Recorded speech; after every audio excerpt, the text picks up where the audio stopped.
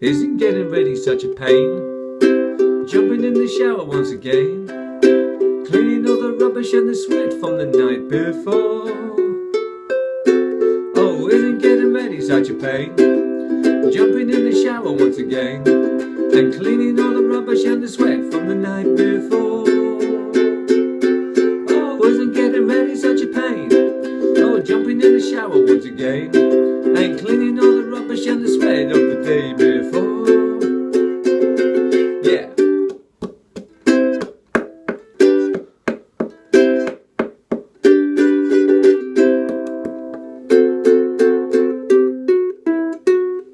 Yes, indeed. Good morning, everybody. Now, I mean, isn't getting ready in the morning such a pain? Now, I'm very lucky because I don't start work till sort of like 10:30, 11 o'clock. So I have the luxury of, waking up at 8, half 8, having a wee doze to about 9, and then slowly coming to, having a cup of coffee, getting up and going in the shower, chilling out for a bit, and then sort of getting ready for work, getting my uniform on.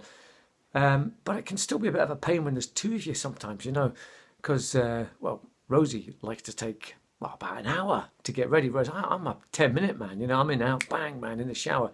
And it always got to clean the shower after. Rosie's particularly good for that, she makes sure the shower's all clean and dry, whereas I would just walk in and out of it. So I've got to make sure it's tidy. In fact, sometimes she even does an inspection. There's a drop left on the wet wall.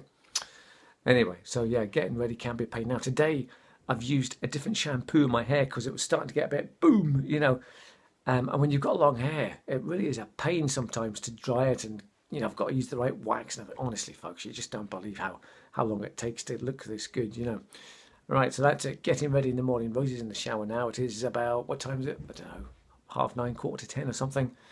So it's always a little bit of a panic. Got to get the hair dryer on, and running around banging into each other and everything. So there you go. That's it. Getting ready in the morning can be a pain. Thank you.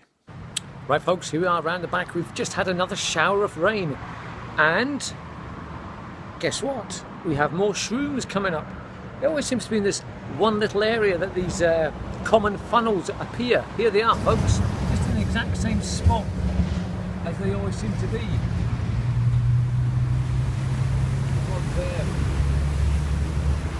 That's a good one there. Look at that. It's a beauty, that is, man.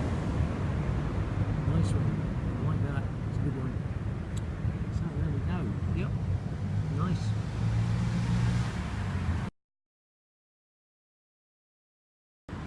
Yeah, so it's weird how it's not weird, but it's interesting that they always just pop up in this one little area. They don't seem to be anywhere else. And it's maybe because there's a gap in the trees there. The sun can maybe get through. Yeah, but they're always here, man. Always here. Excellent. Always like to come and see the common funnels. At least I think that's what they're called, the common funnels anyway. Excellent. But sadly, no stinkhorn. It just hasn't appeared again, man. But we'll keep our eyes peeled for it, because you never know. It might just suddenly reappear. Yeah, just in this area. That's where the stinkhorn was. Anyway, never mind. Well, I'll tell you what I did find, folks, in the undergrowth was a 10-pence piece. Yeah.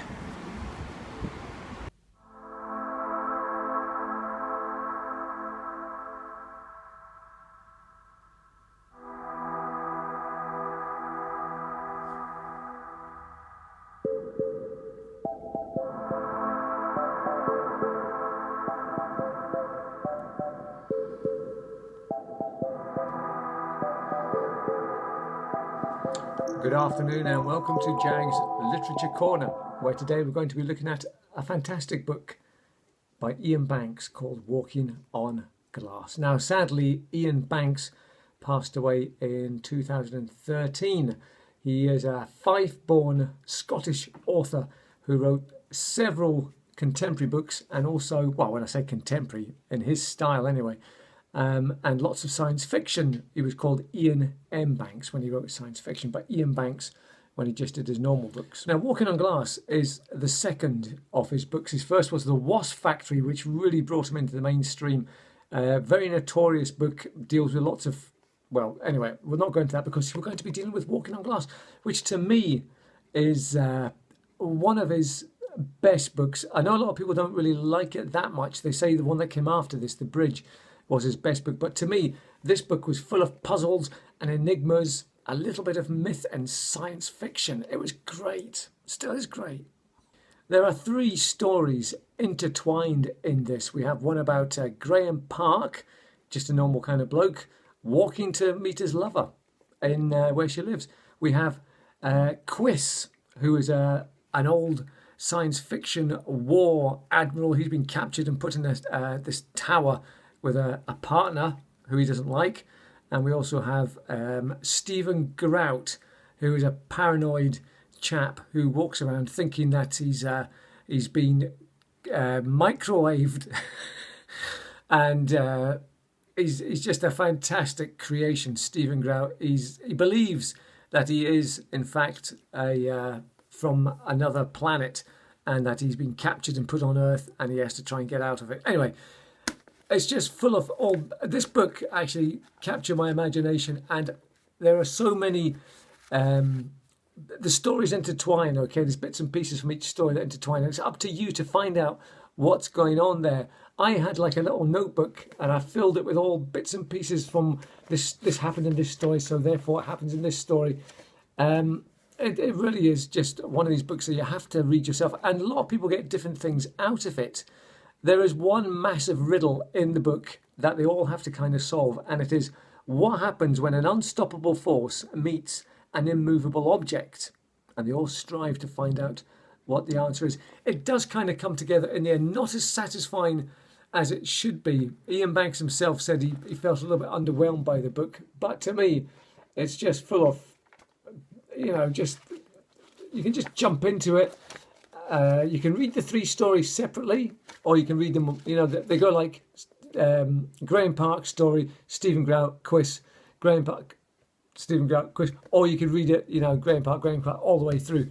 But I just read it as it is. It's a great book, man. Walking on Glass by Ian Banks, who is sadly dead now.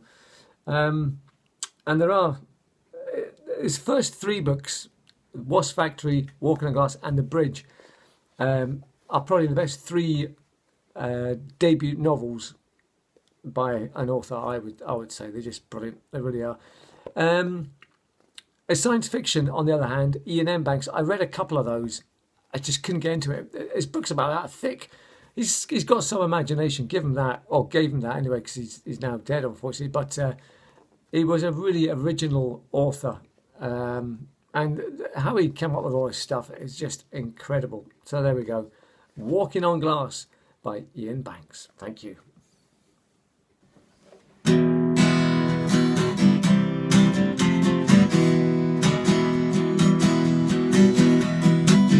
There's a sad little man following me.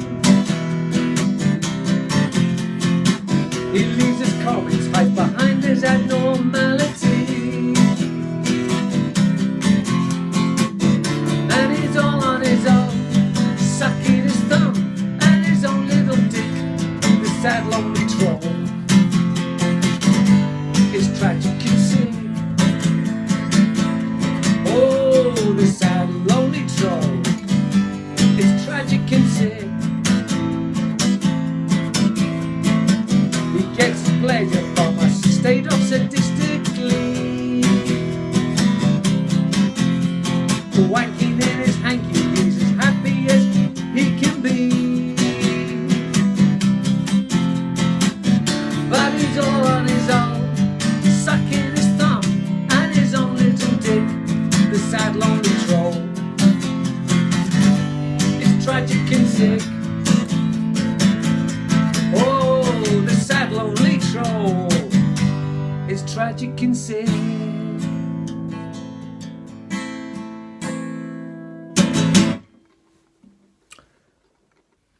There's the song I just sung, and there's the kind of, that's how I scribble down all my tunes, man.